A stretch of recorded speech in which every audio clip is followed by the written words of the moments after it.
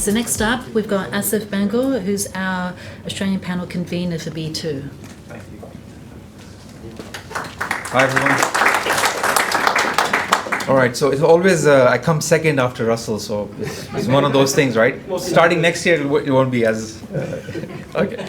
I'll start with that famous saying, right? There is no transition without transmission. Now, you've heard it hundreds of times. I'll say it a bit differently.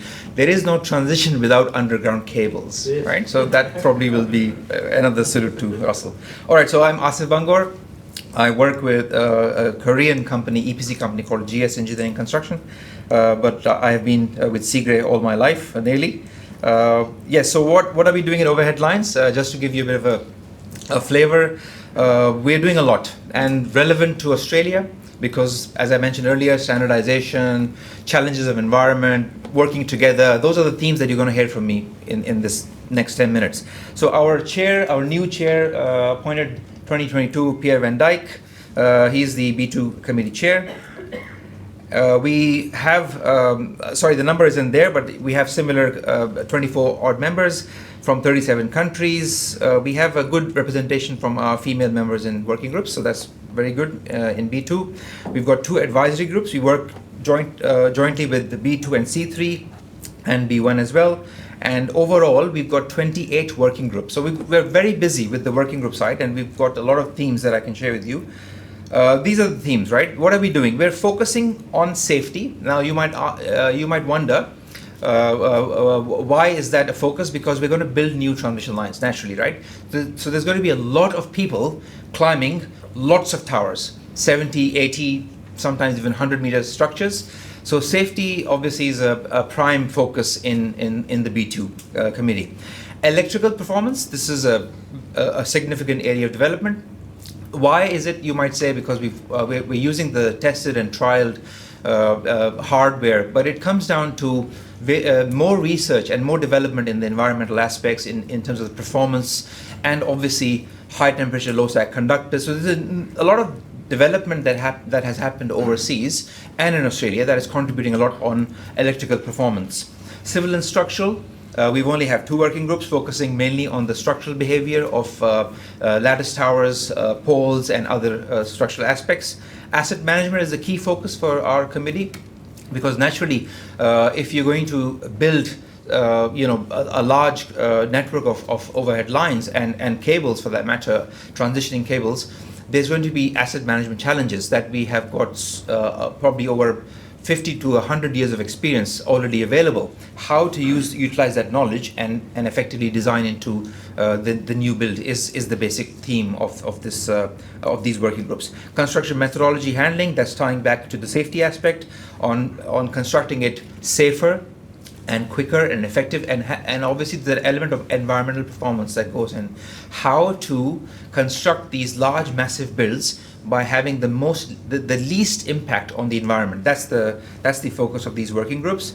Assessment of new technologies, and the last one is risk management, reliability and availability. That's an area that I spoke about earlier in terms of the changing standard, the lack of cohesive standards, because there's a lot of aspects of climate change that are creeping in, and every utility, every state is carrying out their own decision making when it comes to risk and reliability and availability. Hence our focus is on these working groups is to have a bit of a common platform that we can facilitate the knowledge share and the decision making in terms of risk. We've had some recent publications. You can go and have a read. B2 64, 68 and 50, inspection of testing tools, sustainability of overhead conductor fittings, and correct handling of fittings and conductors. So 3 technical brochures and 1 green book published in this last year.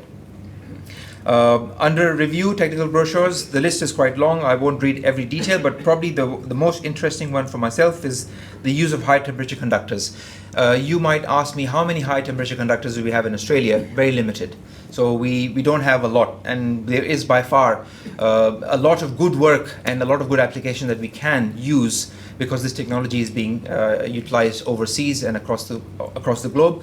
Why we're not doing it that much? There are reasons behind, the safe handling, the experience, the knowledge base of effectively using HTLS, high temperature low side conductors, specifically on losses, because the longer these high temperature low side conductors are used, the losses are amplified. So there's a bit of a working group that is looking on this aspect, but there's definitely a lot of interest in that area from overseas as well.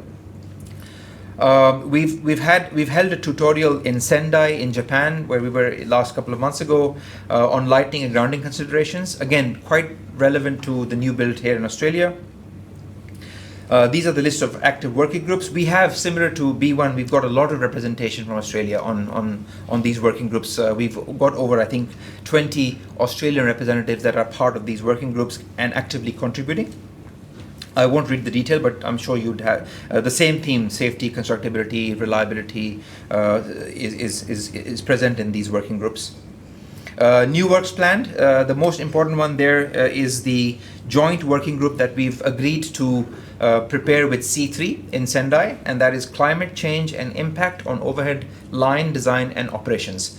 I'm actually going to be putting my hand up as a convener for this working group, specifically because of our recent experience in Australia because of these extreme weather events that have passed through and caused a lot of havoc.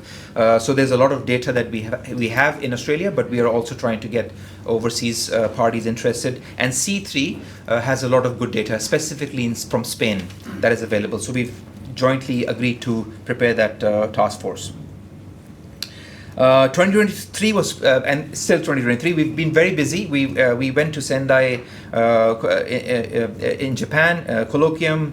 I presented a paper there in terms of the risk management aspect for overhead lines under extreme weather events. There you can see our team. We also chaired the session for risk management, and we had 3 session chairs from Australia, which is fantastic, and we had 1 session chair from one of our NGN members. So really strong representation. Point goes to Alex earlier. Australia is seen as a leading entity from that perspective. So I stood up in the B2 and I said, why don't we have a CGRE B2 LinkedIn page, which we don't have, unfortunately, and other committees have. So the chair was scratching his head and thinking how we should do that. And that's a photo of our session down there. In Cairns, we had a dedicated panel meeting where we had over 35 attendees in Pullman Hotel with 44 attendees online. So the interest, as you can imagine, is massive, because naturally everybody's thinking about overhead lines. How are we going to build them? When are we going to build them? What's the design criteria? What's the safety aspect? All of that is coming in, and there's a lot of interest. Specifically, we had 10 technical presentations from various PowerLink, Transgrid, AusNet. So we had a lot of technical presentations as well. I'm going fast. I'm conscious. Please don't mind. I'm trying to make sure that the ring doesn't go. So I normally don't speak that fast, but I'll try to go slow. So 2023, we had Oman, but we were not represented there. 2024, we're obviously going to go to Paris, and 2025, we plan to go to Norway. So Australia, what are we doing in Australia? Quickly, we are obviously growing, and there goes the bell. 46 members.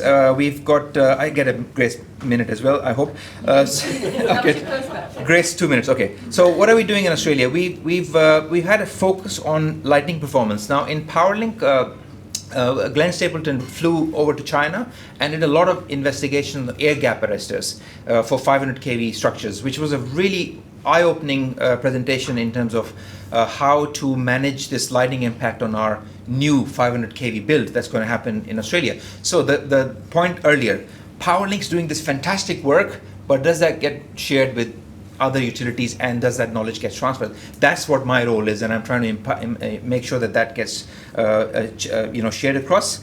We had a lot of discussion on failure events. Specifically, we've got a large database on failure events throughout Australia, which we talked about what can we learn from those failure events and try to build in terms of the design aspects for new build.